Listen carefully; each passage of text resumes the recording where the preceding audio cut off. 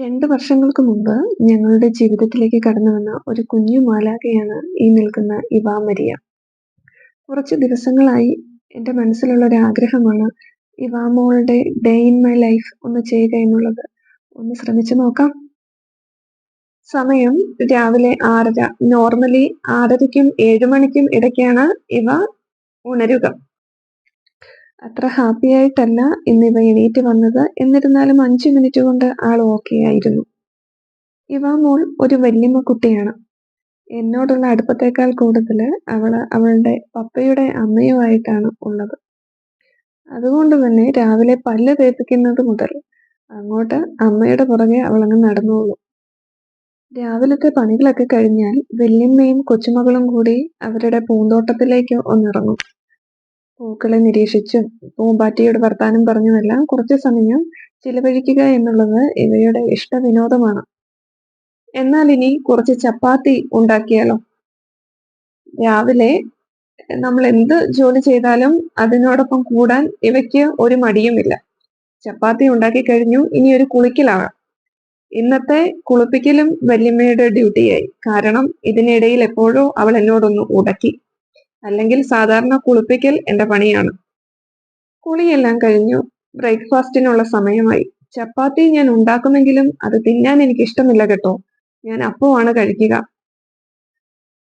Food കഴിപ്പിക്കാൻ വലിയ പ്രയാസമില്ല ഇവാ മോളെ. ആരെങ്കിലും വാരി കൊടുക്കണം, ഫുഡ് കഴിക്കാൻ ഫോൺ വേണം എന്നുള്ള നിബന്ധനകളൊന്നും ഇവയ്ക്കില്ല. രാവിലെ 11-11:30 ആകുമ്പോഴത്തേക്കും ഇവാ മോൾ ഒന്ന് ഉറങ്ങും.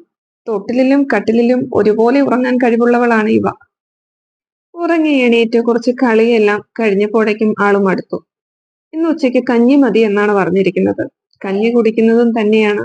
കഞ്ഞി കുടിക്കുകയാണോ കഞ്ഞിയിൽ കുളിക്കുകയാണോ എന്ന് ഇത് കാണുമ്പോൾ ഒരു സംശയം തോന്നും. എല്ലാ കുഞ്ഞുങ്ങളെയും പോലെയും ഇവളൊരു വെള്ളത്തിലാശാനാണ്. പുറത്തിറക്കിയാൽ ഏതെങ്കിലും പൈപ്പിന്റെ ചുവട്ടിലായിരിക്കും ആളുണ്ടാവുക. പൂക്കളെ ഒത്തിരി ഇഷ്ടമുള്ള ഒരാളാണ് ഇവിടുത്തെ അമ്മ. അതുകൊണ്ട് തന്നെ നാടൻ പൂക്കളുടെ ഒരു വലിയ ശേഖരം ഇവിടെയുണ്ട്.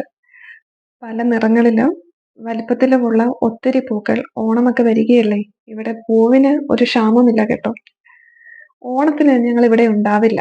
ഞങ്ങൾ തിരിച്ച് ഇവയുടെ പപ്പയുടെ അടുത്തേക്ക് പോകും. മാക്സിമം 10-15 ദിവസം കൂടിയേ ഇവയ്ക്ക് ഈ പ്രകൃതി ഭംഗിയൊക്കെ ആസ്വദിച്ച് നാട്ടിൽ ചിലവഴിക്കാൻ പറ്റുകയുള്ളൂ. അതുകൊണ്ട് മാക്സിമം അവളെ എൻജോയ് ചെയ്യാൻ വിടുകയാണ് ഞാൻ. ഇവാ മോളുടെ ഡേ ഇൻ മൈ ലൈഫ് ചെയ്യാൻ ഞാൻ തിരഞ്ഞെടുത്ത ദിവസം അവളുടെ 2nd ബർത്ത്ഡേ ആണ്. ഒരു കുഞ്ഞ് കേക്ക് മുറിയൊക്കെ ഉണ്ടായിരുന്നു വൈകുന്നേരം. ഇന്നത്തെ ദിവസം എത്ര പെട്ടെന്നാണ് കടന്നു പോയതെന്ന് അറിയില്ല. ഉറങ്ങാൻ സമയമായി. കുരിശ് വരപ്പിക്കലും അമ്മയുടെ ജോലിയാണ്. ഇന്ന് കുറച്ച് കുറുമ്പ് അധികമാണ്. എല്ലാവരെയും കണ്ടതിലുള്ള സന്തോഷമാവാം. അല്ല എങ്കിൽ കുരിശ് വരയ്ക്കാനല്ല, നല്ല അടങ്ങിയിരിക്കുന്ന ഇവാ മോള് ഇന്ന് ഇച്ചിരി കൂടുതൽ കുറുമ്പായിരുന്നു. എന്നിരുന്നാലും അമ്മ അവളെ ഓടിച്ചിട്ട് പിടിച്ച് കുരിശു വരപ്പിച്ചു കേട്ടോ. പ്രാർത്ഥനയിൽ ഒരു വിട്ടുവീഴ്ചയും ഇല്ലാത്തയാളാണ് എൻ്റെ അമ്മ. വലിയവരിൽ നിന്ന് കുഞ്ഞുങ്ങൾക്കും കുഞ്ഞുങ്ങളിൽ നിന്ന് നമുക്ക് വലിയവർക്കും ഒത്തിരി പഠിക്കാനുണ്ട് അല്ലേ?